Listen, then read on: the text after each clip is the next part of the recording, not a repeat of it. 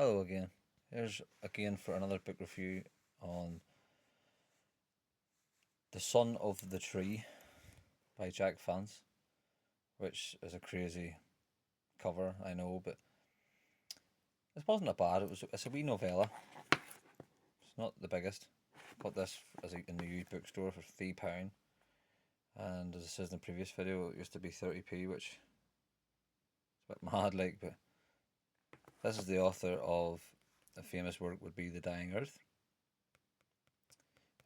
which really influenced Gene Wolfe's The Book of the New Sun, which is quite famous now.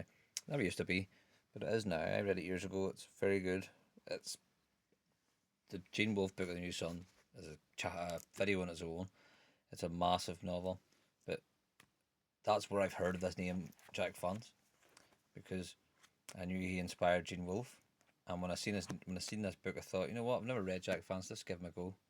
Let's try this out. And I got this and this in the same shop, which is going to read someday soon. I don't have a clue what it's about, and I think it's a newer, well, not a newer one, but I think this was written in the early 50s, and this is in like the mid 70s, so he was obviously an older writer by this stage, so it could be even better. But we don't know. We're talking about this one, Jack Vance, The Son of the Tree. What do I think of it? It's okay. It was,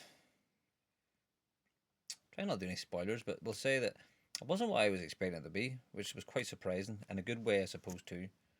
You see this cover. I don't know what it was going. I thought it was going to be big bloody monsters, and I thought it was going to be like Lovecraftian or something. When you see this, you see it reminds me of Cthulhu coming out of the sea. But this, don't let this cover fool you. It's nothing at all what I thought it was going to be, which made me go in a bit, open minded. I didn't know what I was getting into, and what I got was not what I expected, but it was quite interesting. It wasn't the best book in the world, as I say, but for 130 pages novella, like, it's probably the best place if you want to try him out to start. And I do like his writing style. He's got a good way of writing. I can tell he is a good writer, and I'll definitely pick up more novels by him in the future. But with this book, without doing spoilers, plot wise, it's about this planet called Chiral, and your hero Joe Smith, who he's like the character, the like stranger in a strange land, doesn't understand this world. This world's unique to him, the way their system works, the druids and their religion. He's like this guy that's arrived there, and he's fresh eyes, fresh personality. He's a myth to them, which I thought was a bit interesting. Like, they think Earth's a paradise and a myth to these guys that live in this planet Chiral. And the first thing I thought when I read that was, well, if Earth's a paradise, these boys must be more fucked up than us, because there's no chance that this is a paradise now. It's a fallen world, you know what I mean? We'll not get into that, but I wouldn't call it a paradise. Maybe someday, but not right now. And so I thought that was fun. I thought, well, if they think it's paradise, well, what are we getting ourselves into here? But it turns out they're actually, that's where it gets a bit interesting, because they're very paranoid, very religious, very don't like outsiders, and they're a strange race, but they're not the only ones. You see, this is where it gets interesting. This book turned very political. Turned very political, because it's like, I don't want to ruin too much, because it's obviously, I want people to experience it themselves. But what I was expecting was like an old school sci-fi SF sort of story, like, I don't know, like, I'm trying to think of not Philip K. Dick, but like, just like an aliens space opera, like a short space. But it was very political, which I thought was interesting.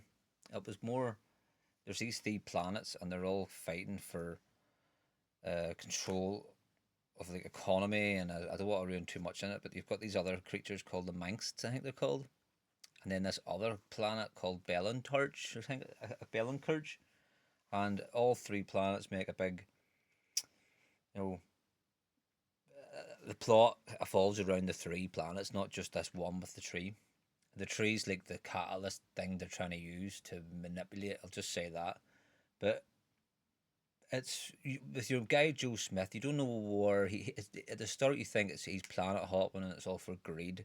He's only doing it for money, but not really. You hear a name at the start, Harry Creeth, I think his name was, and then that's a bit interesting because it makes it a bit more.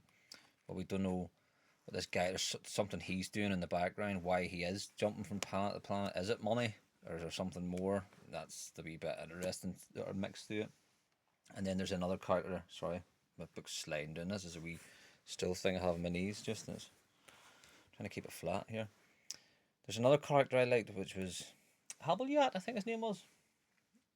Habeljat. He's from a different planet, and he was clever. He was pulling strings. He was like the clever one, you thought, and he was interesting. You didn't know what he was doing. You didn't know he was a good guy, bad guy, or what. Put it that way. I'm not going to say too much, but he was a great character.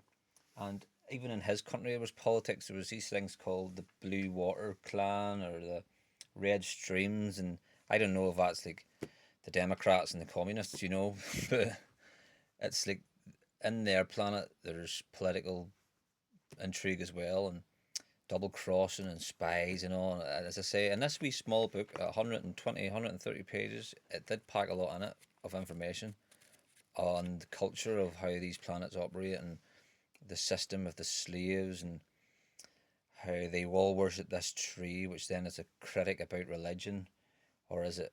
It's more to it than what you think. It turned out, but it's more of a. It's like more like a critic in politics, religion, and the irony of the system. Pretty much, I don't know. I'll let you decide. Is it ironic about the communists or is it about capitalism? Because there's a bit mentioned about materialism and all, and it's more than what you think. As I say, if you read between the lines and you find out what the author Jack Vance is trying to do, he's trying to make, in my opinion, like a critic opinion about the system of these planets, and are they like our own? And it doesn't matter where you go. There's this same different aliens, same different, uh, same different worlds, same problems. If that makes sense, you still have religion trying to organize religion, putting fear and establishing it on one planet. You got these different factions, which is like politics in one planet, and then you got a planet of barbarism, which is more might versus, uh, right, pretty much. And to me, I thought it was like it's political irony. That was what I got. It was like a comedy, and ironic critique of the system. That's the best way I can put it, in my opinion. And everybody's different. You might read it and find another. Somebody might read it and find a different way. Get something completely different, and that's the beauty about books. You know, everybody reads them, and if you look for your themes, which I do, and look for the hidden meaning and all, everybody can find something different from a novel. That's what makes reading such a brilliant activity, because it's subjective. Everybody's got their own opinions, and everybody's got their own thoughts of it. But that was me. To me, it felt like an ironic critic about system and how it works and how it doesn't work, and how no matter where you go, man will fuck it up if he can. That's the way I look at it. But as I say, it was not a bad book. I'd read it. I think he's done better. Yeah, there you go. Look, me pages falling. That's what happens when you get these used books. They're wasted away like they're nothing. But Jack Vance, for a very first novel, and I don't know about his first novel, but the first novel I've read, and a very early one, it's not bad. It's not brilliant. I wouldn't go out and spend £10 on it, but £3, couldn't go too wrong. It's not. It's made me more optimistic of picking up more from him. But another wee thing I did was, when I read, I always, if there's any wee quotes I like, I write them down. Now, excuse my writing, because I am not a scholar by any means of the imagination. But I'm trying to think. I'm trying to do this with one hand. Things that he says in this book that I've. Sorry, that I've. As you can see, my writing is perfect in it. Brilliant. It's like primary school. But that's just a couple of wee bits that were said, and I know I didn't know when I read a book, I go, oh, I like that. I wouldn't mind keeping that, and so I can always go back to it and read it again. And maybe in these videos, if I ever do a review, I might actually show the wee bits that I liked, and read them out to you. Here's a couple of them. The difficulty in dealing with men of limited intellect is they cannot be trusted for a logical performance. 1,000 times would I prefer to wrestle with a genius. His methods, at least, would be understandable.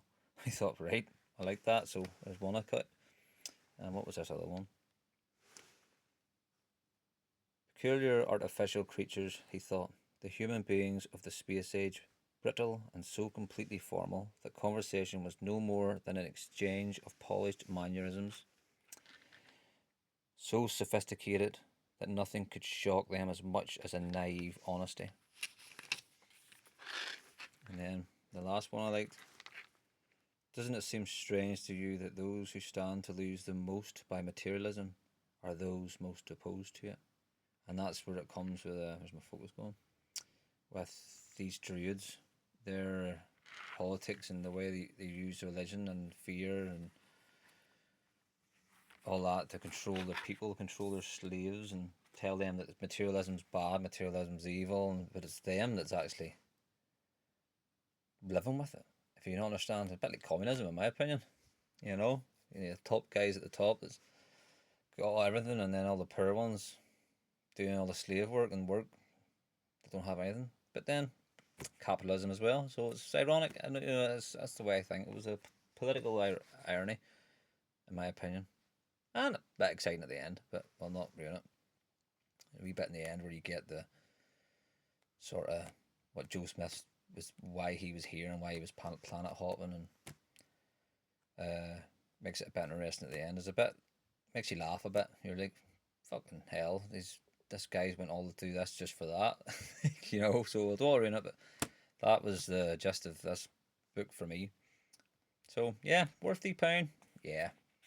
Would you buy it brand new at a tenner if it ever came out? Nah, not really. So that's the book. There's Son of the Tree.